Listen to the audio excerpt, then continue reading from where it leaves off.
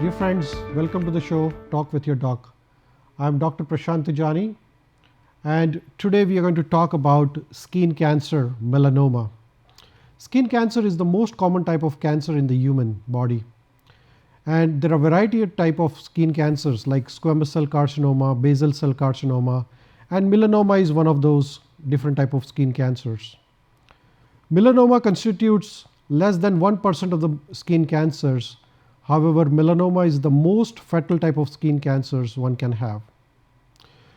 It is expected that in 2016 there will be about 85,000 new patients of melanoma, out of which 21,000 will die due to melanoma. Incidence of melanoma is rising every year in last 30 years, and many more patients are being detected with melanoma. So today we are going to talk about melanoma, the most fatal type of skin cancers, and with us is Dr. Sanjay Azad. Welcome, Dr. Azad, for the show. Thank you. Dr. Azad is a plastic surgeon at Thunder Bay Regional Health Science Center, and we're very happy to have him here. Dr. Azad, in my practice and in your practice, we see a lot of cases of melanoma every year, especially in the summertime. Please tell us, who gets this melanoma skin cancer? What are the risk factors for melanoma? Well, I see it in all ages. There's no age which is exempt, but dominantly the melanoma tends to be seen in slightly older individuals. Old, you mean after 50? After 50.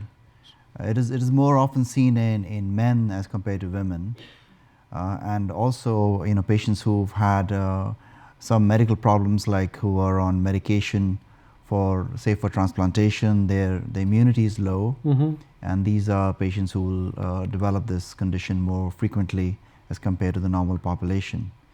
But to be honest, my patient contact is with patients who had none of these problems and come with a dark lesion, Right. and then they investigate it, and then we find it to be a melanoma.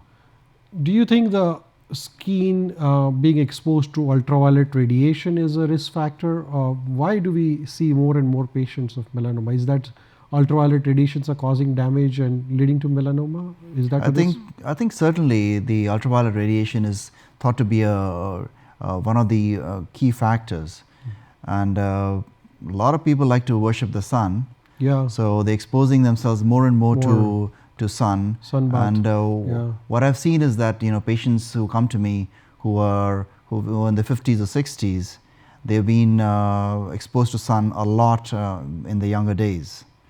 So that has accumulated, and the sun has probably potentially created damage, and then they've developed melanoma. So sun has variety of rays, and one of those type of rays is ultraviolet radiations probably. And those radiations may cause damage to the DNA of the skin, especially melanocytes, and then that leads to melanoma.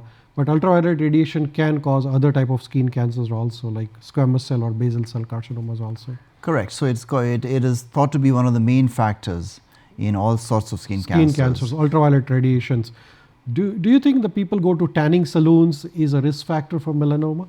Definitely. I mean, that is been shown by more recent studies, and the recommendations now are to avoid tanning salons as far as possible, because people want to look a bit browner, and they feel that they look healthier. Want to look like me.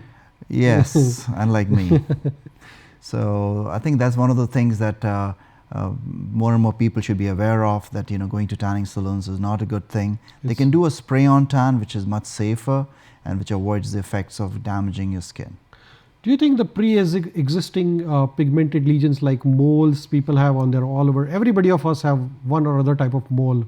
So what are the chances that a mole can become a melanoma?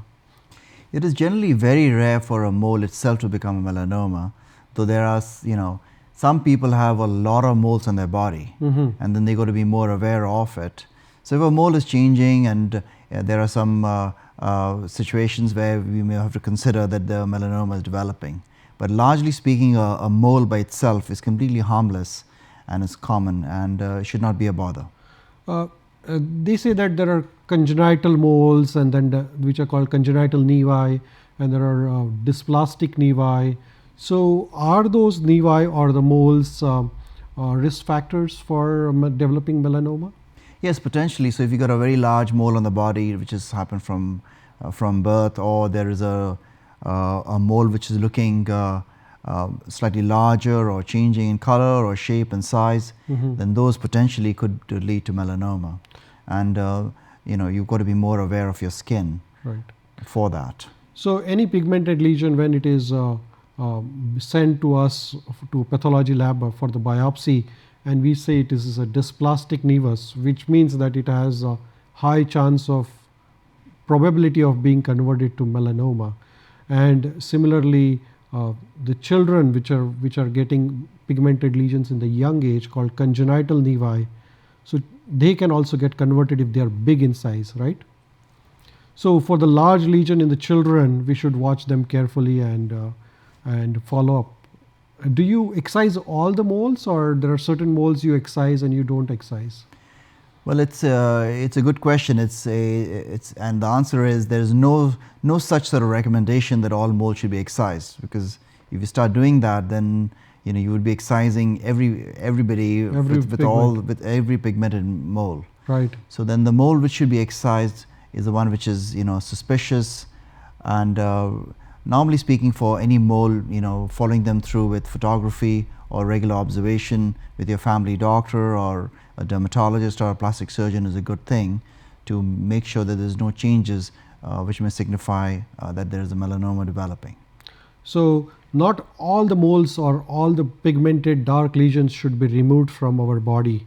Only the lesions which we think are growing very large or they are changing their color, then we go to the doctor, and doctor may decide, a plastic surgeon like you or dermatologist may decide whether to remove or not. Absolutely. So you've got to be selective, and moles are there for everybody and they're harmless. Thank you, Dr. Azad. We'll take a short break and we'll come back and we'll talk more about melanoma. Thank you.